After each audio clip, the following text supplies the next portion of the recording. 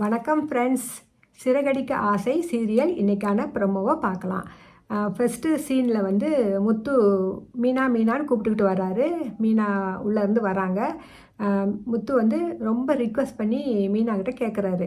இந்த மாதிரி நம்ம அந்த நீயா நானா ப்ரோக்ராமுக்கு நம்ம 2 பேரும் கண்டிப்பாக போகணும். நம்ம ரொம்ப மனமொத்த தம்பதியாக இருக்கோம். நம்ம வின் பண்ணுறதுக்கு சான்ஸ் இருக்குதுன்னு சொல்லி ரொம்ப கெஞ்சுறாரு. ஆனால் மீனா தான் வந்து குற்ற உணர்ச்சியோடு இருக்காங்க இல்லையா? இந்த மாதிரி ஒரு முக்கியமான விஷயத்த ரோஹிணி பற்றி விஷயத்த வந்து வீட்டுக்கு சொல்லாமல் இப்படி மறைச்சி வச்சுக்கிட்டு இருக்காங்க இல்லையா? அவங்களுக்கு இந்த மாதிரி ஒரு ப்ரோக்ராமில் போய் சொல்லிவிட்டு கலந்துக்கிறது வந்து அவங்களுக்கு பிடிக்கவே இல்லை. அதனால் அவங்க வந்து சரின்னு சொல்லவே மாட்டேங்கிறாங்க. முத்து எவ்வளவோ கேட்டு கூட அவங்க தனியாக போய் நின்றுட்டு யோசிச்சுட்ருக்குறாங்க. அப்புறம் முத்துவும் வந்து பார்க்குறாரு, என்னடா இது இவ்வளோ சொல்லியுமே வந்து கேட்கலையே, நம்ம ஃப்ரெண்டுக்கிட்ட ஃபோன் பண்ணி வர முடியாதுன்னு சொல்லிடலான்னு சொல்லி ஃபோன் எடுக்கிறாரு. அடுத்த சீனில் வந்து ரோஹிணி வந்து பெட்ரூம்குள்ளே மனோஜ் வரட்டும்னு ரொம்ப ஆவலாக வெயிட் பண்ணிகிட்ருக்குறாங்க. ஏன்னா நேற்று மீனா வந்து சொன்னாங்க இல்லையா ஒரு வார்த்தை, என்னை வந்து பேயா காட்டிடாத அப்படின்னு சொல்லி, அந்த ஒரு வார்த்தையை ரோஹிணி வந்து பிடிச்சிக்கிறாங்க. அது வந்து மனோஜ்கிட்ட நல்லா ஒர்க் அவுட் ஆகும்னு சொல்லி நம்புகிறாங்க. அதனால் அந்த பிளானோட மனோஜுக்காக காத்திருக்காங்க. மனோஜும் வந்து ரொம்ப சந்தோஷமாக ரோஹிணின்னு சொல்லிட்டு வேகமாக உள்ளுக்குள்ளே கதவை திறந்துட்டு வராரு. உள்ளே வந்தோடனே ரோஹிணியை கட்டி பிடிக்கிறாரு. இந்த மாதிரி மேரேஜ் பேக்கேஜ் ஆட் போட்டிருந்தோம்ல, அதுக்கு வந்து 2 ஆர்டர் வந்து ஓகே ஆயிடுச்சு, நாளைக்கு இன்னொன்று வந்து ஓகே ஆயிரும்னு சொல்லி ரொம்ப சந்தோஷமாக சொல்கிறாரு. ஆனால் ரோஹிணி முகத்தில் எந்த ரியாக்ஷனும் இல்லை. ஒரு மாதிரி டிஃப்ரெண்ட்டாக பிஹேவ் இருக்காங்க. முகமே வேறு மாதிரி இருக்குது அவங்க முகமே. என்ன ரோஹிணி, நான் இவ்வளோ முக்கியமான ஒரு விஷயத்த சொல்கிறேன், நீ வந்து எந்த ஒரு சந்தோஷத்தையும் காட்டாமல் இருக்கிறிய அப்படின்னு சொல்லிட்டு விலகி நில்லுன்னு சொல்கிறாங்க அதிகாரமாக. அவர் விலகி நிற்கிறாரு. அவருக்கே ஒரு ஆச்சரியமாக இருக்குது. என்னடா அது ரோஹிணி இப்படி டிஃப்ரெண்ட்டாக பிஹேவ் பண்ணுறா அப்படின்னு நினைக்கிறாரு. முதல்ல போய் கதவை சாத்திட்டு வா அப்படின்னு சொல்கிறாங்க. மனோஜ் கதவை சாத்திக்கிட்டே என்ன நினைக்கிறாருன்னா, ரொமான்டிக் மூடில் இருக்கா போல இருக்குது ரோஹிணின்னு சொல்லி சந்தோஷமாக கதவை சாத்திட்டு வந்து பக்கத்தில் நிற்கிறாங்க. ஒரு டவலை கொடுத்து அதை வாயில் வச்சுக்கன்னு சொல்கிறாங்க. என்னத்துக்கு ரோஹிணி, டவல் நான் என்னத்துக்கு வாயில் வச்சுக்கணும், வச்சுக்கன்னு சொல்லிட்டு கண்ணை உருட்டி மிரட்டி முடியை வந்து ஒரு கண்ணை மறைச்சிக்கிட்டு அப்படியே பார்க்குறாங்க பாருங்கள். அப்படியே பயந்து போய் வாயில் வச்சுக்கிறாரு அவர் வந்து. அதுக்கு பிறகு மனோஜை வந்து சொல்லிட்டு சாத்துறாங்க. மனோஜ் வந்து கபோர்டு கீழே போய் அப்படியே ஒடுங்கி போய் அப்படியே உட்காந்துக்கிறாரு குரங்கு மாதிரி. எந்திரிச்சு வந்தோடனே, என் பையன் கிரீஷை வந்து நீ எப்படி நடத்துகிற? அவன் வந்து அம்மாவும் இல்லை அவனுக்கு, நீ வந்து அவனை அவ்வளோ கேவலமாக நடத்துகிறியா? அவனை வீட்டை விட்டு துரத்த பார்க்குறியா? அந்த மாதிரி செய்வியா நீ வந்து?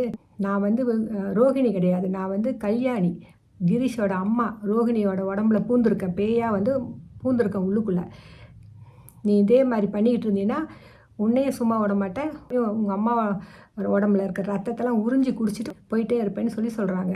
இதை கேட்டோடனே மனோஜுக்கு அப்படியே பயந்து போயிடுறாரு. அவருக்கு தனக்கு எதாவது ஆகுனா கூட அவருக்கு பிரச்சனை இல்லை, அவங்க அம்மாவுக்கு ஏதாச்சும் ஆயிடக்கூடாது இல்லை, ரொம்ப டென்ஷன் ஆகிடுறாரு.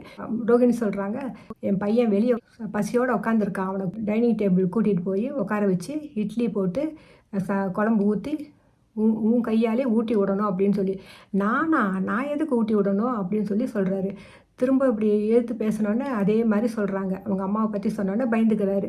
சரின்னு வெளியே போய் அவங்க பக்கத்தில் உட்காந்து அன்பாக பேசி, இப்போ தான் ஸ்கூல்லேருந்து வந்தியா, பசிக்குதா, வா சாப்பிட்லான்னு சொல்லி போய் கையை பிடிச்சி கூட்டிகிட்டு போய் சேரில் உட்கார வச்சுட்டு அவர் போய் கை கழுவிட்டு வந்து தட்டு வச்சு 2 இட்லி வச்சு, என்ன வேணும், சாம்பார் வேணுமா இல்லை சட்னி வேணுமான்னு கேட்குறாரு. எனக்கு சாம்பார் போதுங்க அங்கிள் அப்படின்னு சொல்கிறான். அவனுக்கே ஒன்றுமே புரியல. என்னடா இது, நேற்று வரைக்கும் தன்னை ரொம்ப மோசமாக ட்ரீட் பண்ணவர் இப்படி அன்பாக பேசுகிறாரேன்னு சொல்லி அவனுக்கே புரியல. இதையெல்லாம் வந்து மீனா வந்து பார்த்துட்ருக்குறாங்க. என்னடா இது இப்படியெல்லாம் சேஞ்சஸ் நடக்குதுன்னு சொல்லி சந்தோஷமாக பார்த்துட்ருக்குறாங்க. ரோஹிணியும் பார்க்குறாங்க. ரோஹிணி வந்து ரூமுக்கு வெளியே வந்து நின்றுக்கிட்டு இருக்கிறாங்க. ஏன்னா ஏற்கனவே ரோஹிணி சொல்லியிருக்காங்க, நான் வந்து நீ செய்கிறத பார்த்த பிறகு தான் நான் ரோஹிணியோட உடம்புலேருந்து போவேன், என் பையனுக்கு சாப்பாடு ஊட்டின பிறகு தான் நான் போவேன்னு சொல்லி வச்சுருக்காங்க. கதவுக்கு வெளியே நின்று பார்த்துட்டு இருக்கிறத மீனா பார்த்துட்டு புரிஞ்சுக்கிறாங்க. ரோஹிணியோட பிளான் தான் அப்படின்னு சொல்லி சந்தோஷமாக பார்த்துட்ருக்குறாங்க. அந்த சமயத்தில் ஸ்ருதியும் ரவியும் வெளியே வர்றாங்க. வந்து இந்த காட்சியெல்லாம் பார்த்தோன்னா அவங்களால நம்பவே முடியல. என்னடா அது, நேற்று வரைக்கும் இப்படி பேசிகிட்டு இருந்த மனோஜ் வந்து இந்த மாதிரி பண்ணிகிட்டு இருக்கிறானேன்னு சொல்லி நினைக்கிறாங்க. அந்த சமயம் கணக்காக விஜயா உள்ளுக்குள்ளே வராங்க. வந்து தன்னோட பையன் வந்து இப்படி இந்த கிரீஷ்க்கு வந்து சாப்பாடு ஊட்டுறதை பார்த்தோன்னே அவங்களுக்கு அப்படியே சரியான கோவம். தலைக்கு ஏறிடுது.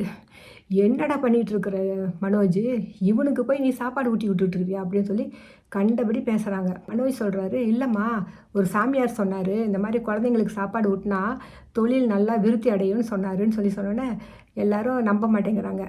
என்னடா சொல்கிற அப்படின்னு சொல்லி எல்லாம் பேசிகிட்டு இருக்கிறாங்க. அப்போ முத்து வராறாங்க. அவருக்கும் வந்து ஆச்சரியமாக தான் இருக்குது. ஆனால் அவர் நம்பவே இல்லை, இவன் இப்படி செய்வான்னு நம்பவே இல்லை. முத்து என்ன சொல்கிறாரு, ஏழைகளுக்கு ஏதாச்சும் செஞ்சால், குழந்தைங்களுக்கு எதாவது கொடுத்தா கல்யாணம் நடக்கும், இப்படி நடக்கும், அதான் சொல்லுவாங்க. தொழில் நல்லா நடக்கும்னு யார் சொல்லுவாங்க அப்படின்னு சொல்லி நம்ப மாட்டேங்கிறார் அவர். அவங்க அம்மா முடிஞ்ச வரைக்கும் சொல்கிறாங்க, சரி எதுக்குடா எந்திரிச்சு வாடான்னு சொல்லி. அவர் எந்திரிச்சே வரல. எந்திரிச்சு வந்துட்டா கல்யாணி வந்து அவங்க அம்மா ரத்தத்தை உறிஞ்சி குடிச்சிருவாளே, என்ன பண்ணுறது, ரோஹிணி உடம்புல இருந்து போகமாட்டாளே அப்படின்னு சொல்லிட்டு அன்போடு அவனை இது பண்ணி செய்கிறாரு. அவன் சாப்பிட்டு முடித்த பிறகு கிரீஷ் சொல்கிறான், அங்கிள் உங்களோட ஃபோனு கொஞ்ச நேரம் கொடுக்குறீங்களா, நான் வந்து கேம் விளாண்டுட்டு தரேன்னு சொல்லி கேட்குறான். மனோஜுக்கு ஒன்றுமே புரியல, என்னடா பண்ணுறதுன்னு ஒன்றுமே புரியல. எல்லாரும் இதை பார்த்து ஆச்சரியப்படுறாங்க. நைட்டு வந்து மனோஜுக்கும் ரோஹிணிக்கும் நடுவில் கிரீஷ் வந்து படுத்திருக்கான். நைட்டு வந்து காலை தூக்கி மனோஜ் வயிற்று மேலே போட்டுட்டு தூங்கிட்டு இருக்கிறான். திடீர்னு மனோஜ் வந்து முழிச்சு பார்த்துட்டு, என்னடா அது காலை தூக்கி போட்டிருக்கான்னு சிச்சின்னு தள்ளி விட்டுறாரு. தள்ளி விட்டுட்டு அவருக்கு அதுக்கு பிறகு தூக்கமே வரல, எஞ்சி உட்காந்துட்டு இருக்கிறாரு. ரோஹிணி திடீர்னு முழிச்சவங்க பார்த்துட்டு, ஏன் மனோஜ் தூங்காமல் உட்காந்துட்டு இருக்கீங்கன்னு சொல்லி கேட்குறாங்க. ஏற்கனவே கல்யாணி வேறு சொல்லியிருக்காளே, இந்த மாதிரி இந்த விஷயத்தை வந்து வெளியே யாருக்கும் சொல்லக்கூடாது, சொன்னால் அடுத்த நிமிஷம் வந்து நான் உங்கள் அம்மாவை வந்து கொன்னுருவேன்னு சொல்லி மிரட்டி வச்சுருக்காப்புல. அதனால் இது யாருக்கிட்டையும் சொல்ல முடியாமல் தவிக்கிறாரு மனோஜ். அதுக்கு பிறகு காலையில் கிரீஷ் என்ன பண்ணுறான், மனோஜோட ஷூ எடுத்து பாலிஷ் போட்டுக்கிட்டு இருக்கிறான்.